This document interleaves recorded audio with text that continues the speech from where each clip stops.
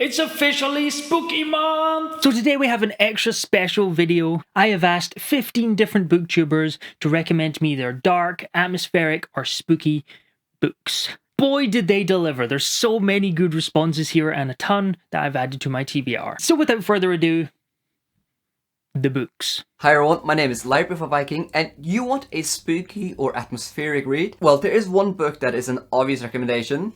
Harbinger of Justice by Andrew Watson. Now, to be fair, I actually haven't read this one, but I've heard it's pretty good. But in all fairness, I think most people on this collab will probably recommend like a typical horror, like Stephen King or something, and therefore I want to recommend something different, which is Children of Time by Adam Jakosky. Now, this is a hard sci-fi book, but it is spooky because it has huge and very intelligent spiders. So if you hate spiders and you want to get the creeps and you want to experience spiders that are able to communicate, create stuff, and are very, very intelligent, then pick up Children of Time. Who knew spiders in space would be this scary and interesting? Hey everybody, Joanna here from Joanna Reads. The book I recommend for this time of year is The Child Thief by Bram.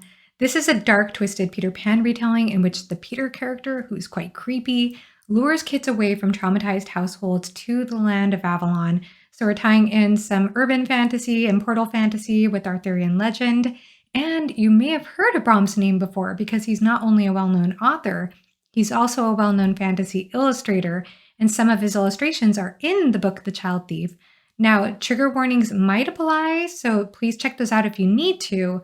But I recommend checking this out if you want a good blend between horror and fantasy.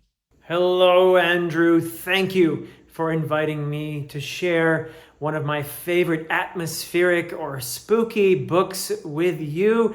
And I have chosen for this assignment Ian C. Esselmont's Night of Knives. This is the first book in Novels of the Malazan Empire. And Esselmont, one of my favorite writers, is one of the two Malazan writers, the other being Stephen Erickson. But Esselmont is the one who leans more on horror, and he is, in my mind, one of the most talented writers out there when it comes to establishing atmosphere in a novel. Right from the first page of Night of Knives, I was hooked. As I'm driving in the spooky rain on a foggy highway, Kayla informed me that there's someone looking for a seasonal read. And as we're approaching fall, I understand what you're looking for. So in that case, I'm going to recommend Something Wicked This Way Comes. A very moody and season-appropriate read that involves some fantastical elements involving mysterious figures. And I think that is an absolutely epic way to start your spooky season reads. I won't get into any more details, partially because I'm trying not to die on this highway. You can't over that. And partially because I do think it's one of those stories that going in knowing nothing really helps the atmosphere.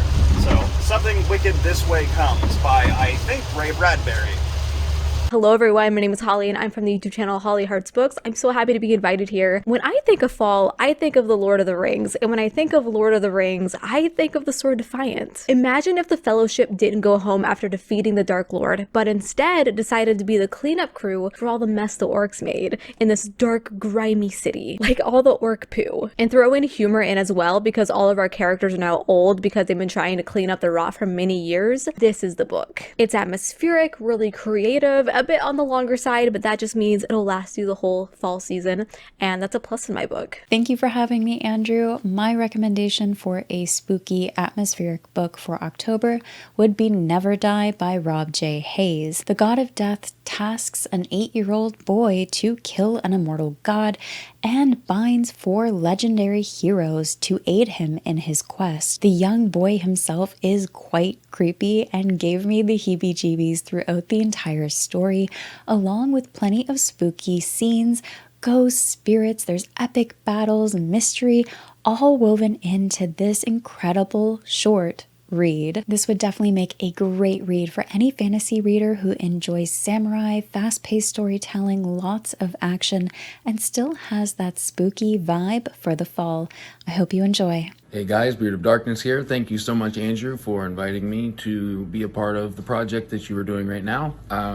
The theme is the spooky season, And I always really enjoy hearing about people's choices during this time also. I'm going to go really quick because I've got quite a few. This is Empire of the Vampire by Jay Kristoff. Wonderful book, vampire book, not your typical vampire book. It's awesome. This is an indie choice. I have to throw one in there. Joseph Sally. I think that's how you say his name is Sally. I'm not sure. The Claw of Craving. And finally, James Rollins and Rebecca Cantrell do a great trilogy. It's called the Order of the Sanguine series, and it's 3 books long. It is Blood Infernal, Blood Gospel, and Innocent Blood. For my pick, I decided to go with Ninth House by Leah Bardugo. This is an adult urban fantasy that follows Alex, who goes to Yale University, and she is part of the Ninth House, which are the secret houses that delve into magic. And her house, the Ninth House, keeps an eye on the other houses to make sure they don't summon the wrong demon or delve into magic that they shouldn't. So when a girl turns up dead, Alex is on the case. I love the world and the atmosphere that this book brings. It has Alex going about this academic, dark academia lifestyle while trying to solve this murder. We get lots of flashbacks with the secret societies. We get a lot of her life before even Yale University. There is a lot packed into this little thrilling, twisty-turny book. Dark, riveting, atmospheric, dark academia. I'm out of trendy keywords, but you should go read it. It's really good. Hey, my arm! What's up, Andrew? AndrewsWizardlyReads here, and you asked me for a recommendation for a book with a lot of atmosphere that could also be a little bit spooky. And a recent read that I read this year that fits this bill to a T is Boy's Life by Robert McCammon. This is the story of Corey Mackison and the town of Zephyr, Alabama, where a mysterious death has occurred and everybody is on edge trying to figure out who the killed person is, who could possibly be the killer, and all sorts of great, good stuff going on in this book. Please check this one out. It's a must read. Perfect atmosphere, perfect coming of age, perfect setting. Oh, it's kind of spooky too. The best book to read during spooky season for me, it's Graveyard Book by Neil Gaiman. This is one of my favorite books of him. It is very short and it just packs such an emotional punch. It starts with our character being a baby and barely escaping a murder. And as a result, he goes to live in a graveyard and he's been taken care of by ghosts. Depending on the edition that you have, this will have illustrations which really help. It is Neil Gaiman at its peak. You will find magic scenes that are creepy, dark, that are beautiful. It is cozy and lighthearted, and that beautiful blend you can only find in this book. Thank you so much, Andrew, for asking me to join this collaboration, and let me know if you end up picking this one up. Hey, what's up, bookworms? So spooky season, what we're talking about, something with a little horror ambiance to you. It's going to seem like a really trendy pick, guys, but it's trendy for a reason. If you haven't read The Exorcist, you got to do it right away. One of my favorite movies of all time, but I didn't read the book until last year for spooky season, and it completely melted my face off, guys. So everybody thinks they know what this movie's about, you know, head spinning, pea soup, you know, your mother does this in hell, all that stuff, but there's so much more to it. This is an incredible character study for more than just what Reagan goes through. So I think if you guys have been looking for some little extra context to that movie, you're going to get it in this book because it is easy to see why this is hailed as the greatest horror novel of all time. Because, guys, it is absolutely amazing. Read it immediately. Hey Andrew, I'm Liana from LienesLibrary, and my spooky atmospheric dark pick for October, if you're a fantasy reader, is Blackwing by Ed McDonald. This isn't a strictly like Halloween book, but it is grimdark fantasy that has a lot of like very unsettling creatures and dark monsters and kind of Lovecraftian gods and things. It's a quite dark setting. It's got a darkly cynical sense of humor throughout. It has some genuinely kind of like creepy and gross things in it. Again, the like magical creatures. It's got this kind of like nuclear fallout zone via magic vibe where things are like deformed by magic. So I would say it's a pretty fantastic October read, but if you can't squeeze it in October, these books are fantastic, so just read them whenever. So you're looking for a spooky, atmospheric read. You usually read fantasy, but you think you might want to try something outside of your comfort zone? I've got the perfect read for you. Into the Drowning Deep by Mira Grant. Mira Grant also writes a Shonen McGuire for fantasy. This is an expansive story where we're following a bunch of different characters as they go on a ship to see what happened to another ship that was murdered by a bunch of killer mermaids. Maybe. Like, is it true? Is it not? There's a bunch of scientists. We follow some news people. It's a whole lot of fun. It's hectic. I think this quote really sums it up. A claustrophobic, deep-sea terror tale that will leave readers glad to be safely on dry land. It's incredible. It gives you that spooky atmosphere with like science vibes. It's so good. If you are a fantasy reader, if you are a horror reader, if you are a sci-fi reader, definitely check this one out. Also, thanks Andrew for asking me to be a part of this, but I have only 40 seconds, so I need to talk less. Hey Andrew, and hey everyone, Chris here from the channel Christopher Navo. My recommendation for a great spooky read for October is What Moves the Dead by T. Kingfisher.